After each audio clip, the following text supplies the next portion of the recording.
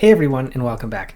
Now today I wanted to talk about Kaspa because something actually really important has just happened for the Kaspa ecosystem, and that is the release of KRC20s, which is Kaspa's essentially like their new token standard, right? So it allows for basically all the things that we see on Ethereum now to happen within Kaspa. Now we have seen a little bit of movement on the Kaspa or like the KRC20 network so far. Mostly it's just meme coins, just because we are in meme season. Also, maybe my more cynical take on it, but meme coins also require basically zero effort to create and promote and do all that type of stuff. So there isn't really any sort of like actual development cycle or any real innovations or work or anything like that needs to be done. You basically just like make it and then hope other people buy it for more than what you bought it for. So ultimately that's kind of all we've seen with the KRC20 ecosystem so far. But ultimately what they are trying to do is, I would say in a sense, replicate what Ethereum does. However, the key difference within Kaspa is how it's built at its core, right? It is a BlockDAG instead of a blockchain. For those of you who don't know what a DAG is, it is a directed acyclic graph. Now this looks similar-ish to a blockchain, but kind of the way that it works is quite different, and it actually allows for a lot of flexibility within kind of with how it does things. And mainly the way that works is through throughput. And so what we can see is this is the Kaspa graph inspector. So basically, from my understanding, this is like a real-time view of what the network is doing. And so you can see, instead of a blockchain where it's one all in like sequential order, we can see here this is like kind of haphazard, and it kind of like there's a lot of things going on and moving and changing and all this type of stuff. But what we can see is it's all moving in the same direction, and there are multiple blocks that are essentially parent and child blocks of each other. So it's very flexible in the sense that you don't that you can push a lot more blocks through the system without like the orphan block issue, and then that essentially allows the network to have a lot more capacity for transactions and volume and all this type of stuff. So that's kind of the like fundamental change of Kaspa, and actually it's pretty cool. Like I like the idea. I mean, it seems to work really well. It seems to be like a very novel idea and very interesting. We can see here there's a ton of blocks all in like one, I guess, like time frame. But it's kind of interesting to just watch this and like see what happens. It is pretty cool and like somewhat entertaining. So the main thing that this does though for Kaspa though is it solves like the trilemma, right, of like security, scalability, and cost. And so essentially what it's doing, or what it's allowing, is it keeps the security, obviously, because it's a proof of work. It keeps the scalability, because ultimately Kaspa's goal is that, like, I think they allow like 14 blocks per second at this point in time, but obviously they're ultimately hoping to do hundreds of blocks per second, because obviously you just, instead of 5 here, you would see 50 or whatever. So I think that's kind of their long-term goal, is to be able to just kind of increase the throughput that they have. But then also you still have like the speed, because there's not this like orphan block thing where you need to like wait for a certain number of blocks to clear and all that type of stuff. So anyway, yeah, the BlockDAG itself is like a very novel idea that has drawn a lot of eyes and a lot of attention, which is kind of why so many people are keeping a close eye on it, and why this KRC thing is so important. Because right now this has kind of been, I guess for lack of a better word, it's kind of been like a tech demo, right? Obviously, the technology is novel, it's new, it's really cool, but like, can it do stuff, right? And KRC and the KRC 721 like protocols, this is kind of the first test of like, can it support in like Ethereum like ecosystem, but better. Right, so that's ultimately what we're looking for. So going on to check out the chart, I want to kind of see, a little bit of how things are looking. What we can see is, at least from my quick analysis, we can see there's kind of two main levels of like support and resistance. So we've got a level of support here at about 14.8 cents, and then we also have kind of a major level of resistance here at about 18.5 cents. We can see, there are smaller levels of support and resistance. Probably, there's a smaller one here, and there's probably like a smaller one in this range as well. But these are kind of the two major ones that I'm identifying. We can see, obviously, we had a bounce off of this. We've seen a run up, and then obviously a rejection off of this, and then now we've kind of come back a little bit. This run up was due to the release of the KRC 20, or the news of the release of the KRC 20 like implementation, because this has been held back a couple of times. So we're now finally here, which is really good. And so we are starting to see, it looks like maybe there could potentially be a bounce off of this resistance and then maybe another retest into this level of resistance. So, ultimately, Kaspa is looking pretty good, but then again, we are sitting within a more uncertain ecosystem of crypto right now where things are kind of in a holding pattern. And, obviously Kaspa's chart seems to indicate kind of that.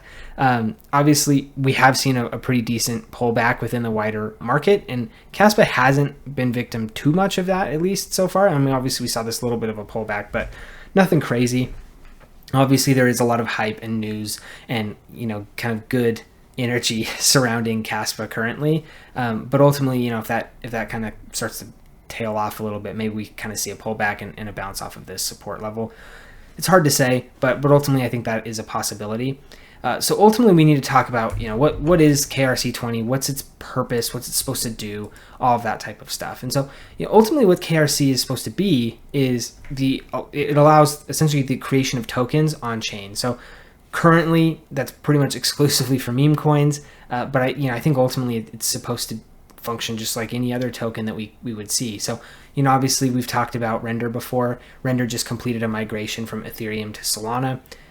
Render needs their token essentially as like a source of payment within their ecosystem, right? If Render wanted to, they could potentially do another migration over to Kaspa, and then they could use Kaspa as like the chain that they sit on, and then obviously people would still use Render as they do, but then the Render token would just be sitting on the Kaspa ecosystem as a KRC20 instead of an SPL token on Solana like they are currently. So that's kind of how that would work. Obviously, there's a ton of different projects that could do this.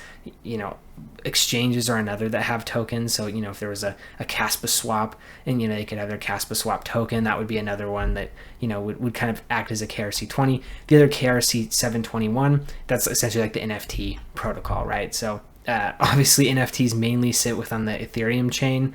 That's kind of where they mainly took off. Most recently, we have seen a lot of action on Solana NFTs, and but obviously Kaspa is now implementing that ability. So overall, the way I see Kaspa so far is they're kind of playing catch up with technology that already exists, but obviously they've built a better fundamental foundation layer of the BlockDAG.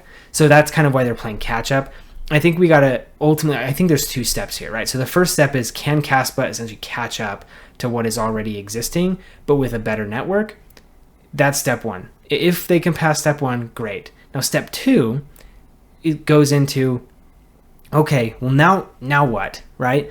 Because if they can just do exactly what Ethereum does, but it's Kaspa instead of Ethereum, well then no one's gonna care ultimately, right? So after that, it kind of becomes some of the network effect as far as what can they produce out of their ecosystem, but also what's the reason to build on Kaspa instead of Ethereum? Because a lot of what builders consider when they're looking to build a project is, well, where's the liquidity, right? And right now, the answer is very clearly Ethereum. But if you don't want to build on Ethereum for whatever reason, the next answer is probably Solana, right? And so those are the two that are drawing the most attention, at least from development. There is a lot more developmental eyes going on Bitcoin, obviously because Bitcoin has by far the largest liquidity, but Bitcoin's a little bit more archaic in terms of its development infrastructure. So that's kind of what we're looking at, right? And so Kaspa has to be able to answer that question of, well, obviously they're going to lose to Ethereum and Solana in terms of liquidity, so there has to be something that's just better